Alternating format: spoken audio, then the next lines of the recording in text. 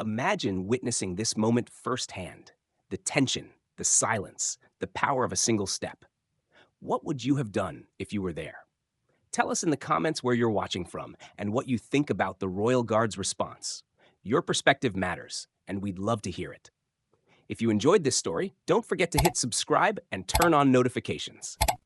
Tomorrow, at this exact time, we're bringing you another jaw-dropping story that you won't want to miss. See you then. He splashed a royal guard with water. What happened next shocked everyone. Michael Mike Lawson stepped out into the bright afternoon sun, adjusting his sunglasses as he took in the towering sight of Buckingham Palace. The golden gates gleamed, reflecting the sunlight, while crowds of tourists moved in waves across the grand courtyard. Camera shutters clicked, voices blended in different languages, and the air carried the scent of summer warmth. Mike, a 42-year-old Texan, was already feeling the buzz of a long day filled with sightseeing and maybe a few too many drinks at the pub earlier. He was tall, broad-shouldered, and carried himself with the swagger of someone who had never faced real consequences. His casual jeans were slightly worn, his t-shirt stretched tight across his chest, and a faded baseball cap sat backward on his head. He wasn't here for history or tradition. He was here for entertainment. His 5 friends, all wearing matching tourist lanyards, stood behind him, already laughing and recording on their phones. "Man, these guards don't even move," one of them chuckled. "It's like they're robots." Mike smirked. "Yeah, let's see about that." His eyes landed on one royal guard in particular.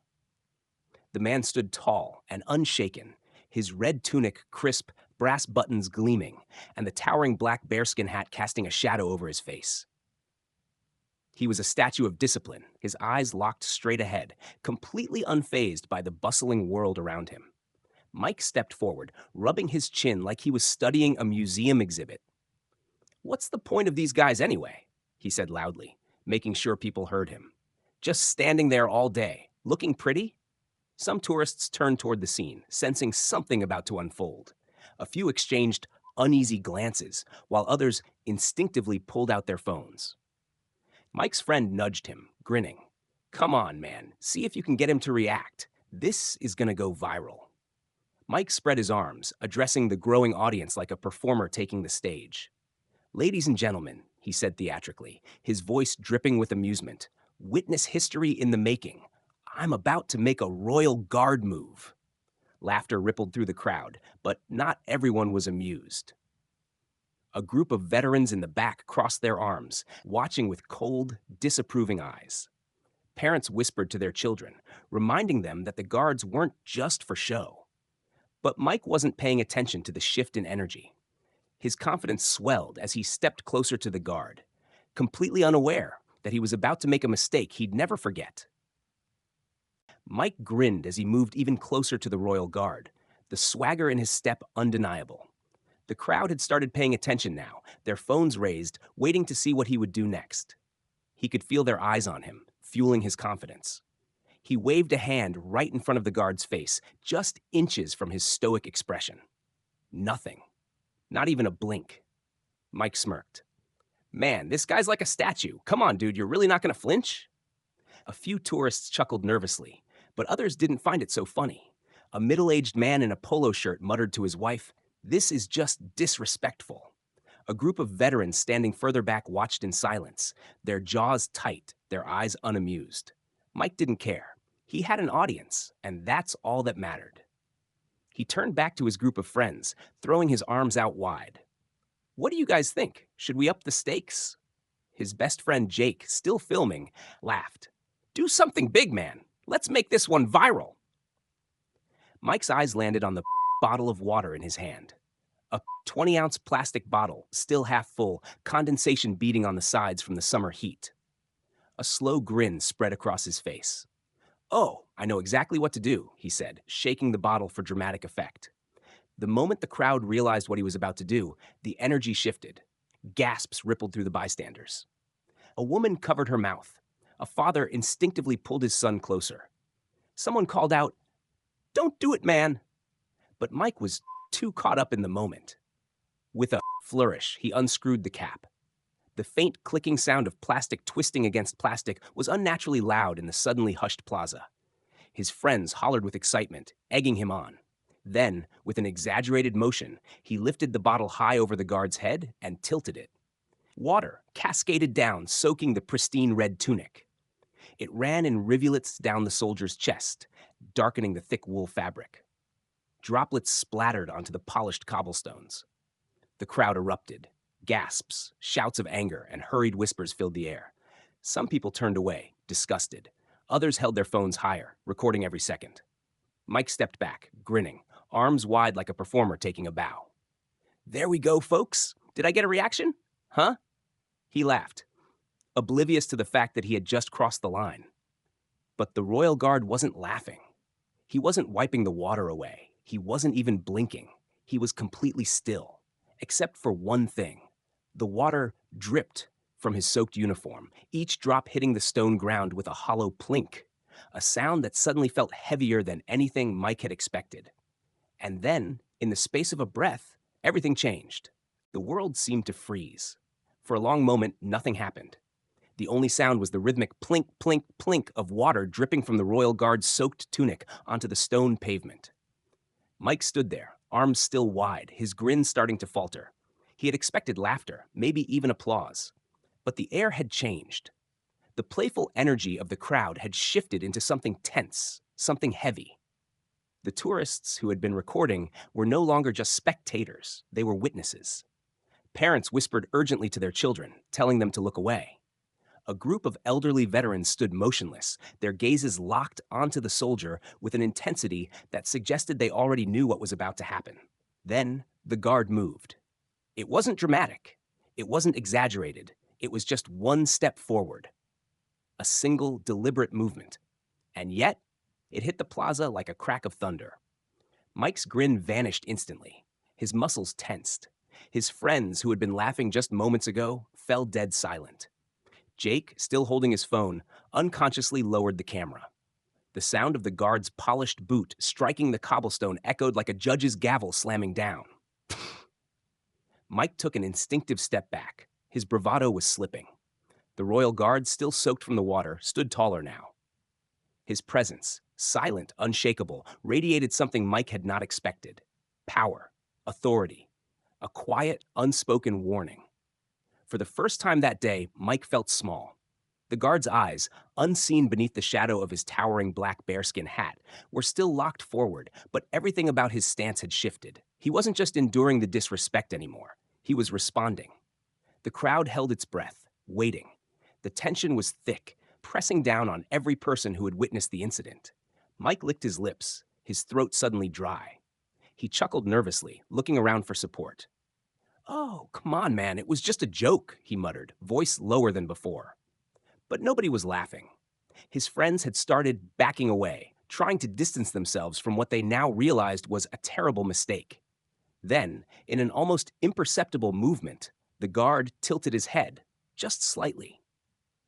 A silent signal, and that's when two security officers stepped forward. Mike felt his stomach drop. His mouth opened, but no words came out. Mike's heart pounded. The two palace security officers, dressed in dark uniforms, moved toward him with calm, deliberate steps. They didn't rush, they didn't shout, but their presence alone sent a chill through the air. Mike swallowed hard. "Whoa, hold on, guys," he stammered, raising his hands in surrender. The cocky confidence he'd worn so easily was gone. "It was just a joke, all right? No harm done." But no one responded. The crowd remained frozen, watching in stunned silence.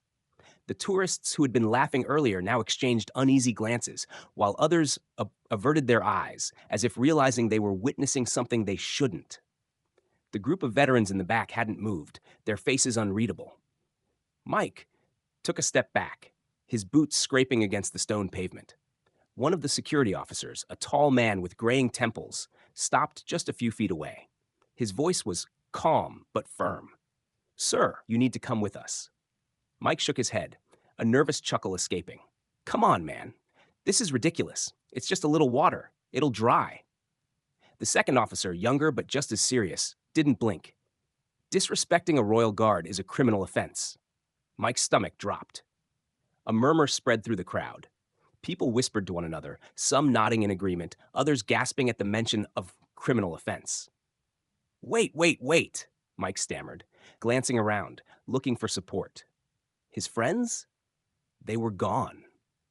Jake, who had been filming everything, had suddenly disappeared into the crowd. The others had turned their backs, pretending they didn't know him. The same people who had cheered him on wouldn't even meet his eyes now. Mike's hands clenched into fists. "Guys," he called, his voice laced with desperation.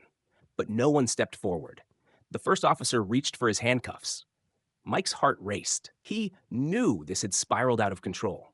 "This is crazy," he muttered, stepping back again, his movements no longer confident but frantic. "I didn't mean anything by it. I didn't think, but that was the problem." He didn't think. And now it was too late.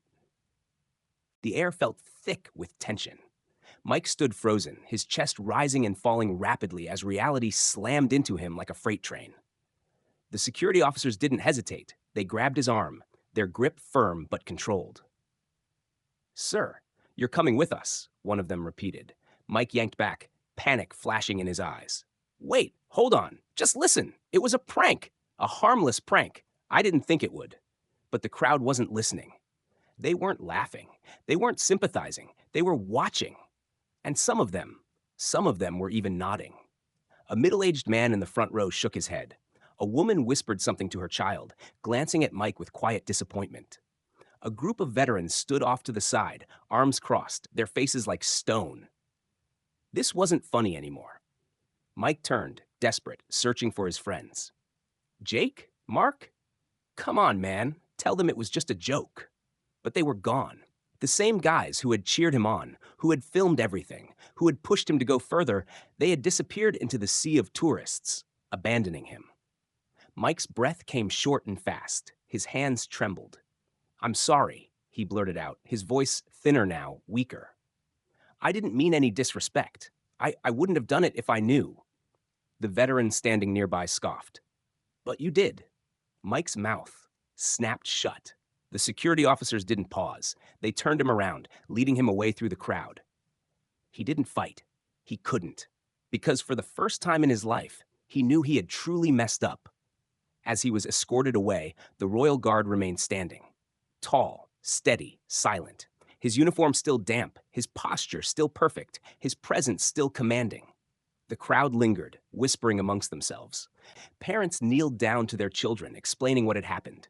Tourists put their phones away, their expressions no longer amused, but respectful. A man in a baseball cap muttered, "That's what real discipline looks like." And somewhere in the crowd, someone started clapping. One by one, others joined in. It wasn't loud, it wasn't dramatic, but it was a show of respect. Mike, now a cautionary tale, was gone. But the lesson? That would stay with everyone who had witnessed it. Some moments leave an impact far greater than words ever could. This wasn't just about a tourist's mistake. It was a powerful lesson in respect, discipline, and the weight of tradition. What would you have done if you were there? Do you think the Royal Guard's silent response was more powerful than words? Have you ever witnessed a situation where someone learned the hard way that actions have consequences? Tell us in the comments. We'd love to hear your thoughts. And while you're at it, let us know where in the world you're watching from. Your perspective matters, and your comment might even help someone else see this story in a new way. If you enjoyed this story and want more like it, hit that subscribe button and turn on notifications. Tomorrow, at this very same time, we'll be bringing you another unbelievable story, one that will leave you thinking long after it ends. Don't miss it. See you in the next one.